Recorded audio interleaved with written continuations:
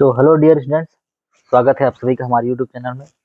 और बच्चों, आज हम एमएससी फर्स्ट सेमेस्टर का, जिसमें आपका इंफ्रारेड स्पेक्ट्रोस्कोपी, जिसको आप आईआर स्पेक्ट्रोस्कोपी बोलते हैं, इसके बारे में थोड़ा सा बात करेंगे और चर्चा करेंगे कि इसकी प्रिंसिपल क्या होते हैं, कैसे जो आपका आईआर स्पेक्ट्रोस्कोपी काम करता है। चलिए, तो सबसे पहले आपको अगर थोड़ा सा बेसिक इंट्रोडक्शन मैं अगर आपको दूं आईआर स्पेक्ट्रोस्कोपी या किसी भी स्पेक्ट्रोस्कोपी के बारे में हम जब बात करते हैं तो आपको इलेक्ट्रोमैग्नेटिक रेडिएशन, जिसको हम क्या बोलते हैं, आपका ईएमआर बोलते हैं, या आपने शायद पढ़े होंगे आपकी क्लास में ईएमआर, इलेक्ट्रोमैग्नेटिक रेडिएशन। और ये जो ईएमआर रीजन है वो डिफरेंट डिफरेंट रीजन में क्या हुए हैं, डिस्ट्रीब्यूट हुए हैं। जैसे देखिए यहाँ पे आपका गामा रे दिख रहा है, उसी तरीके से आपका एक्सरे स्पेक्ट्रोस्कोपी होता है एक्सरे में, और आपका यूवी विजिबल होता है यूवी विजिबल। और यहाँ पे आपको देख रहे हो ये विजिबल जो लाइट है वो अलग अलग वेवलेंथ के आधार पे अलग अलग कलर में डिवाइड होते हैं। जैसे यहाँ पे बैगनी, जामुनी, हरा, पीला, नारंगी, लाल। क्लियर है? तो उसके बाद आता है आपका आईआर, जिसमें हम आज पढ़ने वाले हैं इंफ्रारेड स्पेक्ट्रोस्कोपी को बोलते हैं आपका आईआर स्पेक्ट्रोस्कोपी। और उसके बाद आता है आपका माइक्रोवेव, फिर आता है आपका रेडियो वेव। तो जब हम रेडियो वेव की बात करेंगे तो हम इसमें एनएमआर पढ़ेंगे, ठीक है, एनएमआर स्पेक्ट्रोस्कोपी होता है।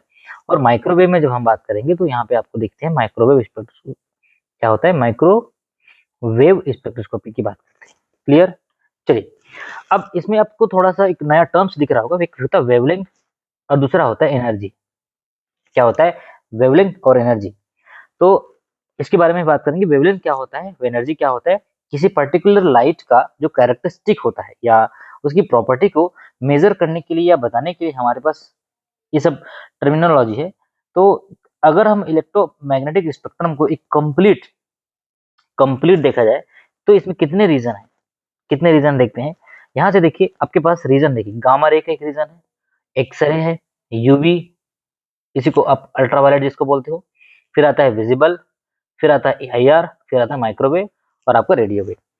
तो ये सारे जो रीजन है उनकी जो फ्रिक्वेंसी लाइट्स होती है, जैसे आपको यहाँ तीन टर्म्स दिख रहा होगा। टर्म्स है, एक आपका फ्रिक्वेंसी, दूसरा एनर्जी और तीसरा आपका वेवलेंथ। क्लियर है? अब जो लो फ्रिक्वेंसी की जो लाइट होती है या लो फ्रिक्वेंसी की जो आपका रीजन है वो है आपका रेडियो वेव, ठीक है। और आपका जो high energy, sorry, low energy की जो बात करता है तो आपका इधर इधर वाले क्या होते हैं, आपका लो एनर्जी में होते हैं और लॉन्गर वेवलेंथ में होते हैं। सिमिलरली आपका जो गामा रेज होते हैं वो आपका हाई फ्रिक्वेंसी है, हाई एनर्जी है और शॉर्ट वेवलेंथ है। क्योंकि आपको एक रिलेशन पता होगा, E इज इक्वल टू होता है एच न्यू, एच न्यू। तो एनर्जी इस एनर्जी जो होता है वो फ्रिक्वेंसी के क्या होता है, डायरेक्टली प्रोपोर्शनल होता है। तो अगर आपका एनर्जी ज्यादा है, अगर आपका एनर्जी ज्यादा है तो आपका फ्रिक्वेंसी भी ज्यादा होगा, फ्रिक्वेंसी भी क्या होगा, ज्यादा होगा। लेकिन यहीं पे देखना, यहीं पे होता है न्यू इज इक्वल टू क्या हो जाता है, सी बाई लैम्डा। और ई इज इक्वल टू अगर मैं बात करता हूँ तो इसको मैं क्लियरली लिख सकता हूँ एच सी बाई लैम्डा। मतलब energy is inversely proportional to wavelength. इसका मतलब ये होगा कि अगर आपका एनर्जी ई की वैल्यू ज्यादा है तो आपका वेवलेंथ की वैल्यू क्या होगी, कम होगी।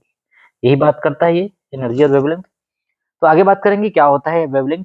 चलिए, अब थोड़ा सा स्पेक्ट्रोस्कोपी की बात कर लेते हैं कि स्पेक्ट्रोस्कोपी क्या होता है। स्पेक्ट्रोस्कोपी की अगर डेफिनेशन के तौर पे अगर देखा जाए तो spectroscopy deals with both emission and absorption spectra. Emission spectra के बारे में बात करते हैं और आपका एब्जॉर्प्शन स्पेक्ट्रा के बारे में बात करते हैं। मैं आऊंगा आईआर स्पेक्ट्रोस्कोपी में, थोड़ा सा पहले इसका बेसिक टर्मिनोलॉजी देख लेते हैं। अच्छा, स्पेक्ट्रोस्कोपी नाम से समझ आ रहा है क्या है ये, स्पेक्ट्रो और स्कोपी, इसके बारे में भी थोड़ा सा समझते हैं। स्पेक्ट्रो का मतलब होता है स्पेक्ट्रम और स्कोपी का मतलब क्या होता है, अध्ययन, या हम इसको बोल सकते हैं इसकी स्टडी।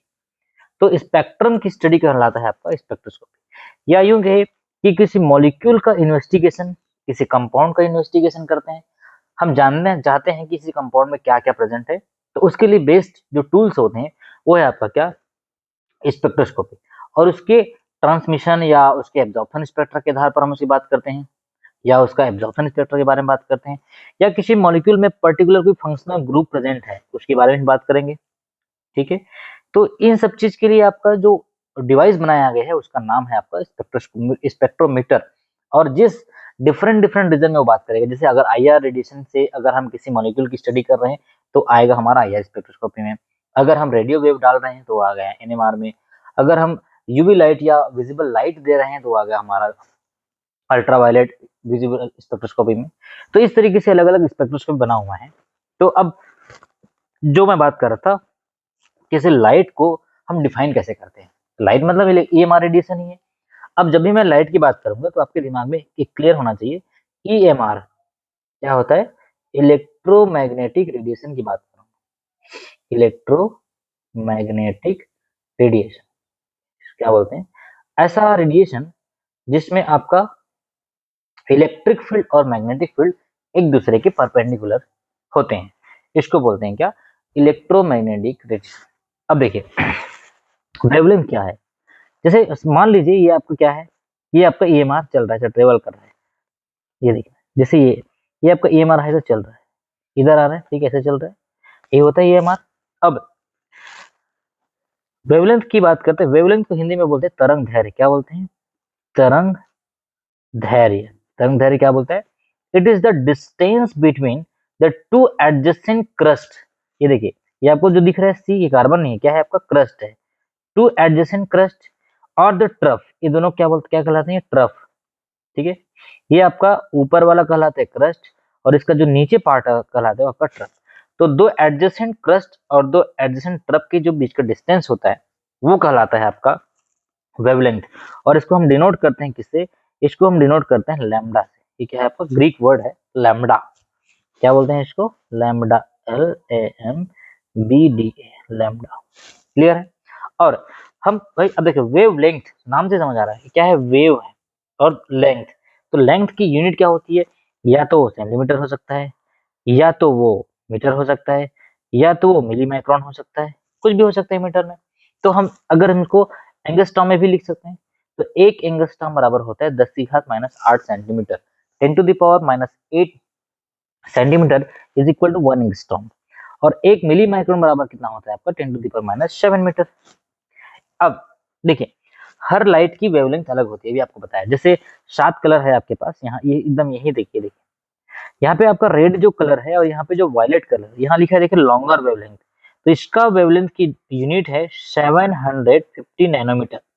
अगर मैं नैनोमीटर में बात करता हूँ तो 750 नैनोमीटर, इसका कितना है 400 नैनोमीटर, 400 नैनोमीटर। तो डिफरेंट डिफरेंट जो वेव के जो लाइट होते हैं उसकी लेंथ के ऊपर डिपेंड करता है कौन सा वेवलेंथ उसमें ये शो कर रहा है। तो जैसे यहाँ पे लिखा है देखिए विजिबल लाइट जो होता है वो 38,000 एंगस्ट्रॉम वायलेट का होता है और 7,006 एंगस्ट्रॉम किसका होता है, रेड इंड का होता है, ठीक है। मतलब ये इन दोनों के बीच में आता है। तो डिफरेंट कलर होते हैं, डिफरेंट वैल्यूज होते हैं उनके। चलिए अब यही जो टेक्निक है, इसी टेक्निक का यूज करते हैं हम क्या बनाते हैं, आपका स्पेक्ट्रोस्कोपी के बारे में बात करते हैं। कॉमन यूनिट होता है वेवलेंथ का, अगर हम एंगस्ट्रॉम में बात करते हैं, मीटर में बात करते हैं, आपको यूनिट कन्वर्जन से समझ आ जाएगा। जैसे मान लीजिए 1 मीटर बराबर कितना होता है आपका 100 सेंटीमीटर होता है, क्या होता है 100 सेंटीमीटर। अब इसी को मैं बोलूं कि एक एंगस्ट्रॉम बराबर कितना होता है, एक एंगस्ट्रॉम बराबर होता है 10⁻⁸ सेंटीमीटर। अगर आपको इसको मीटर में लिखना, इस एंगस्ट्रॉम को अगर मान लीजिए आपको मीटर में लिखना होगा तो आप क्या करेंगे, सबसे पहले आप 1 सेंटीमीटर की वैल्यू निकाल लीजिए। 1 सेंटीमीटर बराबर होगा 10⁻² मीटर। अब इस सेंटीमीटर की जगह में इसको रख दीजिए, यहाँ पे आप रख देंगे तो क्या हो जाएगा 10⁻⁸ इंटू 10⁻², ये हो जाएगा -8 और -2 -10 हो जाएगा। मतलब एक एंगस्ट्रॉम बराबर हो जाता है 10⁻10 मीटर। ये आप ऐसे कर सकते हैं, क्लियर है। चलिए अब हम थोड़ा सा इसके एक्चुअल मतलब को समझते हैं। वेवलेंथ कहने का मतलब क्या है, उसका एम्पलीट्यूड क्या होता है। जैसे अगर एक इलेक्ट्रोमैग्नेटिक रेडिएशन जो है चल रही है, कहाँ पे चल रहा है भाई, कहीं भी हो सकता है, इसका इसका ये ट्रांसमिशन हो रहा है। तो ये जो डिस्टेंस होता है, ये जो डिस्टेंस होता है, आपको ये डिस्टेंस क्या बोला हूँ, ये दोनों की डिस्टेंस को बोलते हैं वेवलेंथ। लेकिन इस पॉइंट से जहां से ओरिजिन है, उस ओरिजिन के ये पॉइंट से ये पॉइंट की जो डिस्टेंस कहलाती है एम्पलीट्यूड, क्या कहलाते हैं, आयाम, जिसको हिंदी में बोलते हैं, क्या बोलते हैं, आयाम, एम्पलीट्यूड। और जितना ज्यादा एम्पलीट्यूड होगा, ध्यान सुनेगा, इस लाइन से, अगर इसको मैं ओरिजिन मानूं, इस ओरिजिन से इसकी डिस्टेंस जितना ज्यादा होगा उतना ही आपके पास, अगर इलेक्ट्रिसिटी की बात कर रहे हैं तो यहाँ पे आपको ब्राइट लाइट जल रही है, ये ब्राइट लाइट है, इसी को बोलते हैं हाई पिच या हाई एम्पलीट्यूड। और अगर इन दोनों के बीच का डिस्टेंस बहुत कम है तो ये आपका डीम लाइट का केस रहता है, जिसको आप लोअर पिच बोलते हो। मतलब यही केस आपका साउंड के साथ भी होता है। साउंड में देखिएगा एकदम हाई पिच में जब बात करते हैं तो उसको बोलते हैं क्या, इसका एम्पलीट्यूड ज्यादा है, मतलब उसका लेंथ जो ज्यादा है ओरिजिन से। और यही बात करना है एम्पलीट्यूड का। और इन दोनों के बीच का डिस्टेंस क्या बोला है, बोलो, वेवलेंथ। क्लियर है। चलिए, अब दूसरा जो टर्म्स आता है जिसमें हम लाइट को कैरेक्टरिस्टिक प्रॉपर्टी को बताते हैं, वो कहलाता है वेव नंबर। नाम से समझ आ रहा है, वेव नंबर मतलब वेव का नंबर है। ये क्या होता है, वेवलेंथ का उल्टा होता है। जैसे अगर मैं लैम्डा को वेवलेंथ बोल रहा हूँ तो 1/लैम्डा क्या होगा, इसका वेव नंबर होगा। यहाँ लिखा है, देखिए, it is the reciprocal of wavelength and it is expressed in पर सेंटीमीटर। पर सेंटीमीटर, सीधी सी बात है, लैम्डा का यूनिट सेंटीमीटर है, तो 1/लैम्डा क्या होगा, 1/लैम्डा 1/सेंटीमीटर ही होगा, सॉरी 1/सेंटीमीटर होगा। और जब ये ऊपर जाएगा तो हो जाएगा सेंटीमीटर इनवर्स। इसी को बोला जाता है क्या, इसी को बोला जाता है पर सेंटीमीटर। इन अदर वर्ड्स अगर हम बात करें, दूसरे शब्दों में बात करते हैं, it is defined as the total number of wave which can pass through a space of 1 centimetre. इसका मतलब जैसे यहाँ पे 1 सेंटीमीटर की डिस्टेंस माने जाए और इस 1 सेंटीमीटर में कितना वेव पास हो रहा है वो कहलाता है आपका वेव नंबर। क्लियर है। और इसको न्यू से डिनोट करते हैं। ये देखिए क्या है, ये आपका न्यू, क्या बोलते हैं, न्यू या new. It is a frequently used in infrared technique. IR technique का मोस्ट इंपॉर्टेंट है, हमको हर बार हमको वेव नंबर में बात करना होता है, वेवलेंथ में बात नहीं करना होता है आईआर में। Clear. If the wavelength of a light radiation is known, the corresponding wave number can be calculated. Similarly हमको अगर किसी भी पर्टिकुलर लाइट का अगर वेवलेंथ का वैल्यू अगर हमको मालूम है तो हम उससे क्या निकाल सकते हैं, वेव नंबर निकाल सकते हैं। जैसे मान लीजिए lambda is equal to 2.5 micrometre आपको दिया हुआ है, माइक्रोन दिया है, लैम्डा इज इक्वल टू 2.5। अब इसको मैं अगर सेंटीमीटर में कन्वर्ट करना चाहूंगा तो क्या हो जाएगा, ये 2.5 इंटू 10⁴ हो जाएगा। क्लियर। 4 कैसे होगा, क्योंकि हमको पता है माइक्रोन में इसकी वैल्यू होती है 2.5 इंटू 10⁻⁶ होता है। और अगर इसको हम सेंटीमीटर में लाना चाहेंगे तो ये कितना हो जाएगा, सेंटीमीटर के में 10⁻, जैसे 1 मीटर बराबर कितना होता है, 100 सेंटीमीटर होता है, 10⁻²। तो यहाँ पे रखेंगे तो 2.5 इंटू 10⁻⁶ इंटू 10⁻²। तो जब माइनस होगा तो हो जाएगा आंसर 2.5 इंटू 10⁻⁴ सेंटीमीटर। ये हो गया। अब वेव नंबर के लिए हम क्या करेंगे, 1/लैम्डा होता है, तो 1/2 10⁻⁴ सेंटीमीटर। और जब इसको सॉल्व करेंगे तो इसका टोटल आंसर आएगा 4000 सेंटीमीटर इनवर्स। मतलब अगर आपको लैम्डा की वैल्यू दिया गया था 2.5 माइक्रोन, 2.5 माइक्रोन ही है, माइक्रो वाले ये माइक्रोमीटर ही, ऐसा नहीं है माइक्रोन नहीं होता, साइज नहीं है, ये आपका लेंथ है, तो 2.5 माइक्रोमीटर है। तो 2.5 माइक्रोमीटर का मतलब क्या है, आपका 10⁻² सेंटीमीटर होता है। ये होता है ना 1 मीटर बराबर 100 सेंटीमीटर। चलिए, अब तीसरी जो बात है जिसकी हम बात करते हैं, फ्रीक्वेंसी। फ्रीक्वेंसी क्या होता है, ये भी एक प्रकार से जो इलेक्ट्रोमैग्नेटिक रेडिएशन है उसके बारे में बात करता है। क्या होता है देखते हैं फ्रीक्वेंसी। चलिए, जैसे यहाँ देखिए फ्रीक्वेंसी, फ्रीक्वेंसी को हिंदी में बोलते हैं आवृत्ति। क्या बोलते हैं, आवृत्ति। It is defined as the number of wave which can pass through a point in 1 second. पहले वाला था 1 सेंटीमीटर में जो वेव पास हो रहा है वो कहलाता है वेव नंबर। यहाँ पे एक आगे 1 सेकेंड, 1 सेकेंड में जितना वेव पास होगा किसी पर्टिकुलर पॉइंट से वो कहलाता है इसका क्या, फ्रीक्वेंसी। और इसको डिनोट करते हैं क्या से, न्यू से। ठीक है, ये क्या है आपका न्यू, फ्रीक्वेंसी को डिनोट करते हैं क्या, न्यू से। इन साइकिल पर सेकेंड, क्या बोलते हैं इसको, CPS, साइकिल पर सेकेंड। इसी का दूसरा नाम है हर्ट्ज, HZ जिसको आप बोलते हैं। तो अगर मैं बात करूंगा 1 हर्ट्ज मतलब क्या होगा, ये होगा 1 साइकिल पर सेकेंड। तो जैसे अभी जानते हैं मेगा हर्ट्ज होता है, हर्ट्ज होता है, कितनी आवृत्ति है, कितनी आवृत्ति, कितनी फ्रीक्वेंसी है।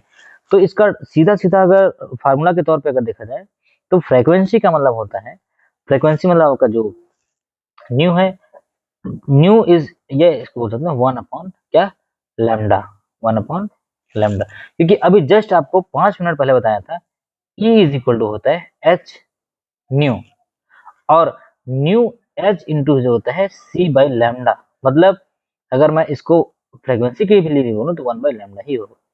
ठीक है, ये देखिए ये जो फार्मूला बता रहा है। तो अगर हम एक लाइन बोले आपको, greater the wavelength smaller the frequency, क्या ये बात सही है? बिल्कुल सही है। अगर आपका वेवलेंथ ज्यादा है, वेवलेंथ ज्यादा है मतलब आपका फ्रीक्वेंसी क्या रहेगा, कम रहेगा। क्लियर है?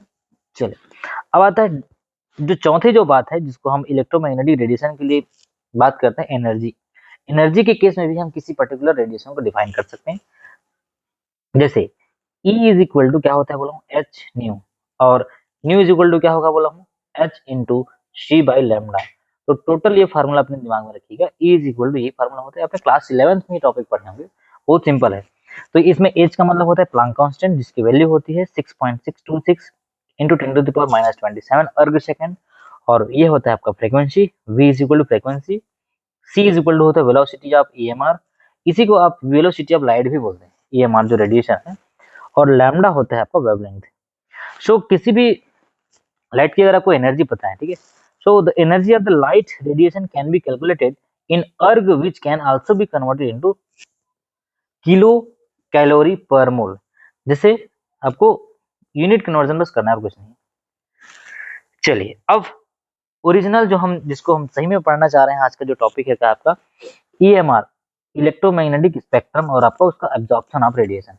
जैसे मैं बात करता हूँ, कोई मॉलिक्यूल्स अगर 190 सेंटीमीटर सॉरी 190 नैनोमीटर से लेके 400 नैनोमीटर तक अगर कोई एब्जॉर्ब कर रहा है, तो उसमें सिर्फ और सिर्फ क्या होगा, इलेक्ट्रॉनिक ट्रांजिशन होगा, चेंजेस इन इलेक्ट्रॉनिक ट्रांजिशन या electronic energy level with in the molecule, with in the molecule. और अगर ये 400 से 800 नैनोमीटर तक जा रहा है, तो इसमें जो कॉन्जुगेटेड अनसैचुरेशन या कॉन्जुगेटेड नॉन बॉन्डिंग जो इलेक्ट्रॉन्स है, जैसे आपका जो पाई इलेक्ट्रॉन है, उसमें कुछ चेंजेस देखने को मिलेगा, और इससे आपका एक स्पेक्ट्रोस्कोपी का ओरिजिन होता है, वो कहलाता है आपका यूवी विजिबल स्पेक्ट्रोस्कोपी। क्या बोलते हैं इसको, यूवी विजिबल स्पेक्ट्रोस्कोपी, ये कहलाता है। चलिए अब अगर मान लीजिए आपका जो EMR का जो रेंज है 667 से लेकर 4000 सेंटीमीटर इनवर्स तक जाता है वेवलेंथ के केस में, मैं आपको बताया हूँ। ये IR को क्या इसके बारे में बात करते हैं, IR को बात करते हैं वेव नंबर। तो ये क्या करेगा, changes in the vibrational and rotational movement of the molecule, detection of almost all functional group. जब ये वाइब्रेट करता है या वाइब्रेशन के लिए जिम्मेदार जो होता है वो आपको क्या है, IR रेडिएशन है। वाइब्रेशनल मोशन कॉज करता है किसमें, IR में। यहाँ पे क्या हुआ था, यहाँ देखिए इलेक्ट्रॉनिक एनर्जी लेवल में चेंजेस हो रहे हैं, यहाँ पे उसके वाइब्रेशनल में हो रहा है। जैसे मान लीजिए C डबल बॉन्ड हो, OH NH2, carbon carbon triple bond, ये सब जितने भी स्पेसिफिक वाइब्रेशनल फ्रीक्वेंसी होती है, इसको ये डिटेक्ट करता है कि हाँ इस मॉलिक्यूल में ये बॉन्ड प्रेजेंट है। चलिए आगे चलते हैं। तीसरी बात अगर हम बात करते हैं रेडियो फ्रीक्वेंसी का, तो रेडियो फ्रीक्वेंसी जो है होता है 60 हर्ट्ज से लेकर 300 मेगा हर्ट्ज तक जाता है, और ये न्यूक्लियर स्पिन, जो आपका न्यूक्लियस में जो इलेक्ट्रॉन्स है, जैसे इसके अंदर आता है NMR spectroscopy, NMR nuclear magnetic resonance, ये आप आगे पढ़ेंगे सेकंड सेमेस्टर में, अभी तो फर्स्ट सेमेस्टर में ये नहीं है। Induces changes in the magnetic property of certain atomic level. जैसे हमको पता है कि जो एटम्स होते हैं वो एक टाइनी मैग्नेट की तरह बिहेव करता है, क्योंकि आपका पूरा अर्थ एक प्रकार से मैग्नेट ही है, जिसमें आपको नॉर्थ पोल और साउथ पोल देखने को मिलेगा। तो जितने भी जो एटम्स होते हैं वो एक प्रकार से मैग्नेटिक बिहेवियर शो करते हैं, और उसी को डिटेक्ट किया जाता है इसमें NMR स्पेक्ट्रोस्कोपी है। क्लियर? और आपका जो चौथे नंबर में आता है इलेक्ट्रॉन बीम इम्पैक्ट, जिसमें आप x ray, gamma ray, fluorescence spectroscopy जो पढ़ते हैं, इसमें क्या होता है, सीधा इलेक्ट्रॉन बीम जो आपका कोर सेल और आपका जो इनर कोर सेल और जो इनर सेल का जो इलेक्ट्रॉन होते हैं उसको आपको सीधा इजेक्ट करके उसको स्टडी करते हैं। तो इसमें आता है आपका एक्सरे या गामा रे आता है, ठीक है। तो इस तरीके के जो स्पेक्ट्रोस्कोपी होते हैं वो क्या करता है, आयोनाइजेशन एंड फ्रेगमेंटेशन करता है। जैसे इसमें आप एक और स्पेक्ट्रोस्कोपी पढ़ेंगे जिसका नाम है मास स्पेक्ट्रोस्कोपी। क्या बोलते हैं इसको, मास स्पेक्ट्रोमीटर, सॉरी मास स्पेक्ट्रोमीटर। तो इसके बारे में आप बात करेंगे जब आप इलेक्ट्रॉन बीम इम्पैक्ट के बारे में हम जब देखेंगे। चलिए क्लियर। अब थोड़ा सा मैं बाकी सब स्पेक्ट्रोस्कोपी को साइड करके आज का जो टॉपिक है मैं बात करूंगा वाइब्रेशनल स्पेक्ट्रोस्कोपी का। ये क्या है आपका वाइब्रेशनल, जिसको आप बोलते हैं, इसी का नाम है, चाहे हम इसको वाइब्रेशनल बोले या इसको हम आईआर बोले, वाइब्रेशनल। तो देखिए इधर आपका एक्सरे है, यहाँ देखिए frequency high, high frequency high energy, low frequency low energy, और शॉर्टर वेवलेंथ लॉन्गर वेवलेंथ। तो एनर्जी और आपका फ्रीक्वेंसी डायरेक्टली प्रोपोर्शनल होते हैं, जबकि आपका जो लैम्डा होता है वो इनवर्सली प्रोपोर्शनल होता है। अब एक्सरे की बात हम नहीं करेंगे, अभी यूवी बात नहीं करेंगे, हमारा जो आज का टारगेट है वो है आपका वाइब्रेशनल स्पेक्ट्रोस्कोपी, जिसमें हम देखेंगे क्या 2.5 माइक्रोमीटर से 15 माइक्रोमीटर तक इसका रेंज है। और अगर हम इसको सेंटीमीटर इनवर्स में लेके देखते हैं, ठीक है, तो इसका आता है 50 यानी कि 50 से 4000 तक जाता है। और आईआर को दो अलग अलग क्षेत्र में और बांटा गया है इसके रीजन के अकॉर्डिंग, जिसको बोलते हैं क्या फार आईआर और नियर आईआर। शायद यहाँ देखें ये आईआर का मैं क्या बताऊं, यहाँ से टोटल यहाँ तक आईआर है 50 से आपका 12000 तक, लेकिन ये 50 से जो 4000 के बीच में, 667 से लेकर 4000 के बीच का रेंज है वो कहलाता है आईआर रीजन। और इसके आगे का जो रीजन है वो कहलाता है नियर आईआर, और इसके जो पीछे का रीजन है वो कहलाता है फार आईआर। क्या कहलाता है? फार आईआर रीजन और ये नियर आईआर। तो इंफ्रारेड में दो रीजन आपको देखने को मिलेगा, ऐसे लिखा रहता है आपको नियर आईआर। तो सपोज आपको एग्जाम में पूछ दिया what is the value of near IR region, तो ये याद रखिएगा जो 12000 से लेके, अगर मैं सेंटीमीटर इनवर्स में बात करता हूँ, तो ये 12500 लेके 4000 आपका नियर आईआर है। अगर माइक्रोमीटर में है तो ये 0.8 से लेके 2.5 माइक्रोमीटर, और टोटल रीजन है आपका 2.5 से 15 जो आईआर का टोटल रीजन है। अगर फार आईआर का रीजन आपको पूछता है, ये इसमें आपको डिफरेंट पूछना ही पड़ेगा, नहीं तो आपको कंफ्यूज हो जाओ। जैसे 15 माइक्रोमीटर से लेके 200 माइक्रोमीटर तक आपको क्या का रीजन है, फार आईआर का है, और ये बीच वाला क्या है, ओनली जो आईआर रीजन है। चलिए अब देखिए region of spectrum, region of spectrum क्या बताता है, जैसे अलग अलग स्पेक्ट्रम के भी आपको प्रॉपर्टीज बताया। एक्सरे क्या करता है, बॉन्ड ब्रेक करता है। यूवी क्या करता है, इलेक्ट्रॉनिक ट्रांजिशन करता है। आईआर क्या करता है, ओनली वाइब्रेशन करता है। किसमें वाइब्रेशन करता है, बॉन्ड में वाइब्रेशन करता है। और माइक्रोवेव का जब केस आएगा तो ये मॉलिक्यूल को रोटेट करता है, इसीलिए इसको एक दूसरा नाम है रोटेशनल स्पेक्ट्रोस्कोपी। आप जब मॉलिक्यूलर स्पेक्ट्रोस्कोपी में पढ़ेंगे तो आपके सिलेबस में है, ये आपके सिलेबस का दूसरा यूनिट में है। कौन सा यूनिट में, दूसरा यूनिट में। ये जो मैं पढ़ा रहा हूँ वो तीसरा यूनिट का है, एमएससी फर्स्ट सेमेस्टर का, ठीक है, थर्ड यूनिट का है। और लास्ट में जब रेडियो फ्रीक्वेंसी की बात करते हैं तो यहाँ पे आपको दो चीज को देखने को मिलेगा, एक ईएसआर स्पेक्ट्रोस्कोपी आता है और एनएमआर। एनएमआर के बारे में जब हम बात करेंगे तो इसको बताएंगे आपको न्यूक्लियर मैग्नेटिक रेजोनेंस कैसे होते हैं। और एक कहलाता है ईपीआर, या इसी का दूसरा नाम है ईएसआर, इलेक्ट्रॉन स्पिन रेजोनेंस या electron paramagnetic resonance spectroscopy. Various type की स्पेक्ट्रोस्कोपी है, ये उसकी स्पेक्ट्रम के रीजन पे डिपेंड करता है कि कौन से स्पेक्ट्रम में आप बात कर रहे हैं, कौन से रीजन में आप बात कर रहे हैं। चलिए अब आईआर स्पेक्ट्रोस्कोपी के बारे में थोड़ा सा देख लेते हैं। इंफ्रारेड जो आईआर स्पेक्ट्रम है एक इंपॉर्टेंट टूल है, किसके लिए, स्ट्रक्चर ऑफ ऑर्गेनिक कंपाउंड को डिटेक्ट करने के लिए, डिटरमाइन करने के लिए कि कौन कौन सा उसमें फंक्शनल ग्रुप प्रेजेंट है, कौन कौन से उसमें फंक्शनल ग्रुप प्रेजेंट है, या किस टाइप से उसमें बॉन्डिंग है, सिमेट्रिक बॉन्डिंग है, असिमेट्रिक बॉन्डिंग है, ये सारी चीजें का पता लगाते हैं आईआर से। दूसरा, अनलाइक आपका यूवी स्पेक्ट्रम जो कुछ ही पीक देता है, एकदम छोटा छोटा जो स्ट्रॉन्ग, जो आपका लैम्डा मैक्स की बात करता है, आईआर में ऐसे आपको देखने को नहीं मिलेगा। आईआर बहुत सारे एब्जॉर्प्शन पीक मिलेंगे, बहुत सारे मेनी एब्जॉर्प्शन पीक आपको देखने को मिलेगा, जो कि जो और मेनी एब्जॉर्प्शन पीक देखने को जो मिल रहा है उसकी वजह से क्या हो रहा है, आपको बहुत सारे इंफॉर्मेशन मिल रहा है किसी कंपाउंड का। तीसरी बात है, ये stretching and bending vibration cause होता है, मतलब अगर आईआर रेडिएशन एब्जॉर्ब हो रहा है उसकी वजह से स्ट्रेचिंग भी हो रहा है और बेंडिंग भी हो रहा है, किसमें, मॉलिक्यूलर बॉन्ड में। और ये बहुत इंपॉर्टेंट रीजन है, अगर आपको बात करते हैं ऑर्गेनिक केमिस्ट्री में, तो ये आपको बताया 2.5 माइक्रोमीटर से लेके 15 माइक्रोमीटर, ये वैल्यू याद रखिएगा, जहाँ पे आपका वाइब्रेशन डिटेक्शन होना शुरू हो जाता है। इतना रेंज में अगर रेडिएशन देते हैं तो मॉलिक्यूल क्या होता है, जैसे ये दो मॉलिक्यूल है और ये दोनों के बीच एक बॉन्ड बना हुआ है, अगर इस बॉन्ड को मैं स्प्रिंग के रिसेम्बलेंस मानूं तो ये बॉन्ड में क्या होगा, वाइब्रेट होगा। वाइब्रेट समझते हो? These vibration can be observe in both infrared spectrum और रमन स्पेक्ट्रम। आगे आपका जो चौथा यूनिट है उसमें आपको रमन स्पेक्ट्रम देखने को मिलेगा। ठीक है, तो ऑर्डिनरी आईआर रीजन की अगर हम बात करेंगे तो 2.5 माइक्रोमीटर से 15 आपको बता चुका हूँ। और अगर नियर इंफ्रारेड की बात करते हैं, नियर, तो इसकी वैल्यू होती है 0.8 माइक्रोमीटर से 2.5 माइक्रोमीटर। और फार आईआर की अगर हम बात करते हैं तो 15 से 200। ये याद रखिएगा तीनों रीजन को। ऑर्डिनरी रीजन जो ओरिजिनल रीजन है इसका आपको लिख के देगा, वो नियर आईआर पूछेगा तो नियर की वैल्यू पूछेगा, फार आईआर देगा तो फार को बताएगा। क्लियर? चलो थोड़ा सा आगे बढ़ते हैं। ये तो बता चुका हूं मैं। ये देखिए ये क्या होता क्या है भाई, एब्जॉर्प्शन क्या होता है। ये मॉलिक्यूल आपका ग्राउंड स्टेट में रखा हुआ है, जैसे ही इसमें एनर्जी आया, एब्जॉर्ब कहाँ चला गया, ऊपर चला गया, मतलब इसकी एनर्जी ज्यादा होगी। और जैसे ही ये एनर्जी ज्यादा में हो गया, अब ये क्या करेगा, स्पॉन्टेनियस इमिशन करेगा, ये देखो लाइट। और इसी इमिशन से आपको क्या मिलेगा, स्पेक्ट्रम मिलेगा, जो हम रिकॉर्ड करते हैं, चाहे हम एफटीआर की बात करते हैं, चाहे यूवी विजिबल की बात करें, चाहे आपका एनएमआर की बात करेंगे, ठीक है, चाहे हम माइक्रोवेव की बात करें। अलग अलग रेडिएशन से अलग अलग क्या होते हैं, मॉलिक्यूल्स में इंसिडेंट होता है, और उसको हम डिटेक्ट करते हैं किसी पर्टिकुलर स्पेक्ट्रोस्कोपी से। चल अब ये वही चीज है जो बता रहा था आपको, कैसे वेव नंबर को हमको कैलकुलेट करके, वेवलेंथ को कैलकुलेट करके कहाँ जाना रहता है वेव नंबर में।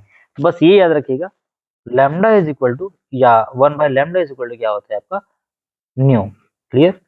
और इसको शायद न्यू बार से भी रिलेट करते हैं, मैं अगर बता दूं, न्यू बार मतलब होता है वेव नंबर। ठीक है, वेव नंबर ये देखिए लिखा पे न्यू, तो वहां पे शायद मैं न्यू बता चुका हूँ। ये वेव नंबर को ना ये न्यू बार से, इसके ऊपर बार का साइन लगाते हैं। क्लियर? चलिए, तो ये चीज nu bar is equal to होता है 1/λ, बस इतना याद रखिएगा, इससे आपको समझ आ जाएगा कि वेवलेंथ का जो रेसिप्रोकल है वो कहलाता है आपका क्या, फ्रीक्वेंसी। चलो अब थोड़ा सा प्रिंसिपल देखते हैं आईआर स्पेक्ट्रोस्कोपी का। व्हाट इज एक्चुअली प्रिंसिपल, किस बारे में, कैसे ये आईआर काम करता है, फिर मैं आपको इंस्ट्रूमेंट बताऊंगा, फिर आज का लेक्चर खत्म हो जाएगा। आईआर रेडिएशन, बात सीधी सी बात है, आईआर इंफ्रारेड स्पेक्ट्रोस्कोपी अगर बात करेंगे तो ये इंफ्रारेड आईआर जो रेडिएशन है उसको एब्जॉर्ब करेगा और क्या करेगा, एक्साइट करेगा किसी मॉलिक्यूल को फ्रॉम लोअर टू हायर। मतलब भाई कोई भी मॉलिक्यूल पहले ग्राउंड स्टेट में रहेगा, उसके बाद कहाँ जाएगा, वो हायर एनर्जी लेवल में जाएगा। So each vibrational level has many closely spaced rotational level होते हैं। आईआर स्पेक्ट्रा उसको बताता है। आईआर रोटेशनल भी होता है, आईआर वाइब्रेशनल रोटेशन भी होता है, एक रमन रोटेशन भी होता है। आगे बात करेंगे, डिफरेंट डिफरेंट टाइप के होते हैं। तो जो मॉलिक्यूल या जो बॉन्ड जिसमें डाइपोल मोमेंट में चेंजेस होता है, जैसे यहाँ पे देखिए ये हाइड्रोजन हाइड्रोजन है, ये आपका HCl है, तो जिस मॉलिक्यूल के डाइपोल मोमेंट में चेंजेस होता है उसी मॉलिक्यूल में जो है आईआर एब्जॉर्ब किया, आईआर रेडिएशन एब्जॉर्ब होता है। और ऐसे मॉलिक्यूल आपका आईआर एक्टिव होते हैं। लेकिन ऐसे मॉलिक्यूल जिसमें कोई भी डाइपोल मोमेंट में चेंजेस नहीं होता है वो आपका आईआर इनएक्टिव मॉलिक्यूल्स होते हैं। फॉर एग्जाम्पल के लिए अगर मैं बात करूं तो आपका जो आईआर एक्टिव बॉन्ड है कौन कौन, जैसे कि यहाँ CO है, NH है, OH है। और आईआर में तीन चार टाइप के वेरिएशंस होते हैं, जैसे सिमेट्रिक स्ट्रेचिंग, बेंडिंग। तो नो, अगर कोई भी डाइपोल मोमेंट चेंज नहीं हुआ, ध्यान समझना, सिमेट्रिक अब जरूरी नहीं है, यहाँ पे भी जरूरी नहीं है कि हर मॉलिक्यूल का जो हेटेरो एटम होना चाहिए। जैसे कार्बन कार्बन के बीच दोनों सेम है बोलोगे, इसमें इलेक्ट्रोनेगेटिविटी वैल्यू इसका भी मान लीजिए, अगर मैं बात करता हूँ, मान लीजिए 3 है, यहाँ पे 3 है, या कुछ भी इसका जो सिमिलर वैल्यू है, तो यहाँ पे डाइपोल मोमेंट चेंज नहीं होगा। लेकिन ऐसे भी स्ट्रक्चर होते हैं जिसके डाइपोल मोमेंट में उसकी बॉन्डिंग के टाइप्स में, उस टाइप की वजह से क्या हो जाता है, उसमें डाइपोल मोमेंट चेंज हो जाता है। तो उस केस में आपका आईआर एक्टिव हो जाएंगे मॉलिक्यूल। जैसे IR absorption is quantized, so organic molecule shows many peaks in this spectrum. ये जो मैं बात कर रहा हूँ, आगे बात करता हूँ। क्या होता है, अगर कोई मॉलिक्यूल्स को मैं रिजिड मानता हूँ और एक बार उसको मैं फ्लेक्सिबल, ध्यान समझिएगा, तो जो उसकी स्पेक्ट्रम होती है वो mass of the atom present in the molecule. दूसरी चीज स्ट्रेंथ ऑफ द बॉन्ड, जितना ज्यादा मजबूत होगा उतना वाइब्रेट करेगा वो। और अरेंजमेंट होता है किसी एटम का किसी मॉलिक्यूल में, उसकी वजह से उसके डाइपोल मोमेंट में या उसके सिमेट्रिक या असिमेट्रिक होने से आपका चेंजेस आता है किसमें, आपका स्पेक्ट्रम में। जैसे मान लीजिए स्ट्रेचिंग की बात करते हैं। स्ट्रेचिंग क्या होता है, फैलना। So in this type of vibration, the distance between the two atom increase or decrease। जैसे यहाँ देखिए, अगर यहाँ पे दो एटम एक दूसरे से जुड़ा हुआ है, अगर मैं इसको बॉन्ड समझूं, तो अगर मैं इसमें स्ट्रेच हो रहा है बोलूंगा, स्ट्रेच मतलब इधर फैल रहा है, इधर फैल रहा है, ठीक है, तो ये है आपका स्ट्रेचिंग। स्ट्रेचिंग तो स्ट्रेचिंग में क्या होगा, ये ऐसे झूल, इसे देखिए फैल रहा है, तो ये कहलाता है या तो एक बार इंक्रीज होगा या तो एक बार डिक्रीज होगा, और लेकिन वो अपने पोजीशन पे बना रहेगा, but the atom remains in the same bond, उसी बॉन्ड में रहेगा, ये बॉन्ड से टूटेगा नहीं वो, एक बार ऐसे जा रहा है एक बार ऐसे, मतलब स्ट्रेचिंग और डिक्रीजिंग, स्ट्रेचिंग इंक्रीजिंग डिक्रीजिंग हो रहा है, तो इसको बोलते हैं स्ट्रेचिंग। और अगर स्ट्रेचिंग के भी दो टाइप होते हैं, अगर वो एक ही डायरेक्शन में स्ट्रेच हो रहा है, ध्यान समझना, अगर वो एक ही डायरेक्शन में स्ट्रेच हो रहा है तो वो कहलाता है आपका सिमेट्रिक स्ट्रेचिंग, और डिफरेंट डायरेक्शन में हो रहा है तो वो कहलाता है असिमेट्रिक स्ट्रेचिंग। तो अगर फैलना को बोलते हैं, स्ट्रेच बोल रहा हूँ, तो अंदर आना जैसे इधर आएगा क्या कहलाएगा, ये बेंडिंग कहलाएगा। क्लियर है? जैसे यहाँ देखिए टाइप्स ऑफ स्ट्रेचिंग वाइब्रेशन, एक सिमेट्रिक बोल रहा हूँ, दूसरा असिमेट्रिक। अगर यहाँ मेथेन की स्ट्रक्चर देखिए, इस मेथेन में सारे मॉलिक्यूल्स एक साइड जा रहे हैं, इधर देखिए, इधर जा रहे हैं, इधर जा रहे हैं, मतलब इसमें कोई असिमेट्रिसिटी नहीं है, तो ये सिमेट्रिक है। लेकिन यहीं पे अगर एक मॉलिक्यूल जो है अंदर आ रहा है और एक मॉलिक्यूल कहाँ जा रहा है, बाहर जा रहा है, यहाँ पे असिमेट्रिक हो रहा है, ये इधर, ये इधर, तो ये क्या कहलाता है, असिमेट्रिक केस में। तो जो सिमेट्रिक स्ट्रेचिंग है, हो सकता है ये सिमेट्रिक स्ट्रेचिंग होने की वजह से आपका ये आईआर इनएक्टिव हो जाता है, ये बैंड। लेकिन अगर असिमेट्रिक हो रहा है तो डिफरेंट, मतलब डेफिनेटली इसमें बॉन्ड का जो डाइपोल मोमेंट है चेंज होगा। तो असिमेट्रिक केस में क्या होता है, आपका एक अंदर की तरफ जाएगा और एक बाहर की तरफ जाएगा। यहाँ लिखा है देखिए, in this vibration one atom approaches the central atom while other atom depart, एक बाहर एक अंदर। सिमिलरली अगर मैं बात करूंगा इसका बेंडिंग वाइब्रेशन का, तो बेंडिंग वाइब्रेशन भी 3-4 टाइप्स के होते हैं, जैसे सीजरिंग, रॉकिंग, वैगिंग, ट्विस्टिंग। अब देखो सीजरिंग, सीजरिंग मतलब क्या होता है, कैची टाइप का हो, कैची कैसे चलता है, ये देखो इधर जा रहा है, इधर जा रहा है, ये सीजरिंग है।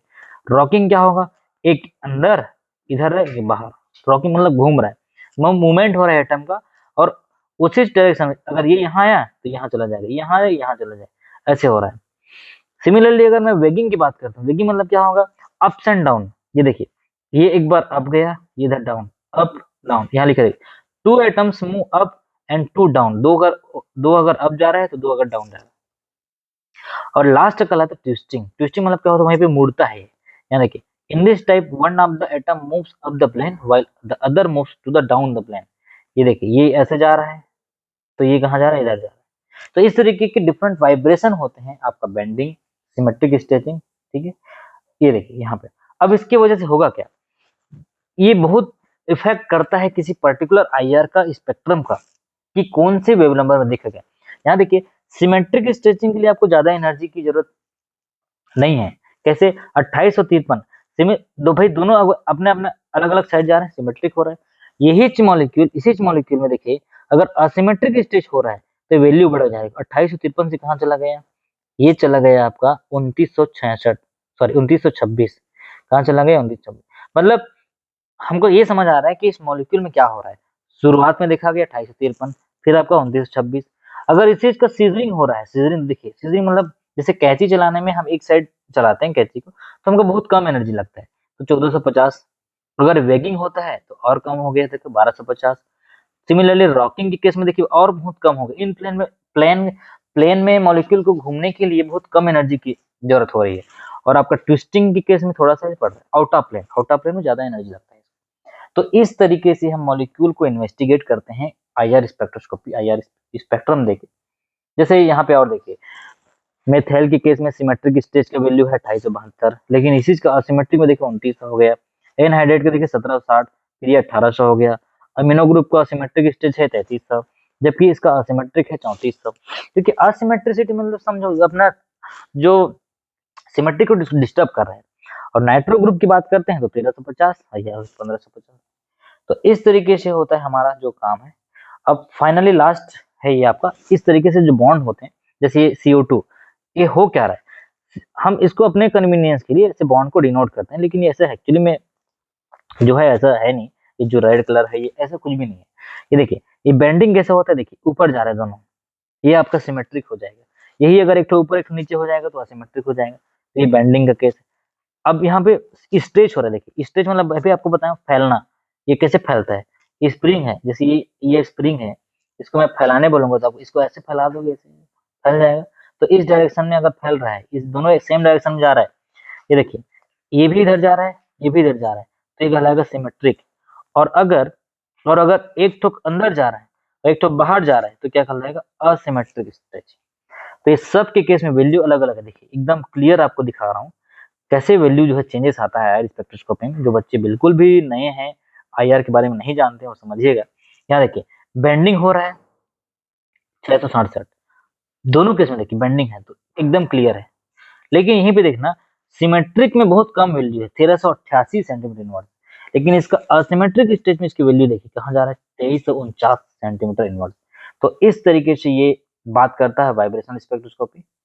चलिए आई होप कि क्लियर हुआ होगा कि आईआर के बारे में आप समझे, आईआर है क्या, आईआर के प्रिंसिपल के बारे में जाना, कैसे मॉलिक्यूल को वाइब्रेट करता है और उस वाइब्रेशन से स्पेक्ट्रोस्कोपी कैसे स्पेक्ट्रा मिलेगा।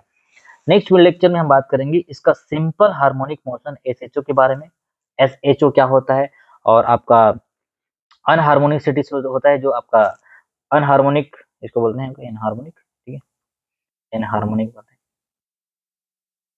एक रिजिड जो रोटर होता है, simple harmonic oscillatory motion in diatomic molecule में बात करेंगे। ठीक है, चलिए मिलते हैं नेक्स्ट वीडियो में। तब तक के लिए आप ये लेक्चर देख लीजिए, कंप्लीट कर लीजिए, नोट्स बना लीजिए। और मैं बताया था आपको कि अगर आप कमेंट करते हैं तो मैं आपको नोट्स शेयर करूंगा, टेलीग्राम ग्रुप में मैं इसको डाल दूंगा, सो दैट कि आप इसको नोट डाउन कर लेंगे एग्जाम के लिए। चलिए थैंक यू।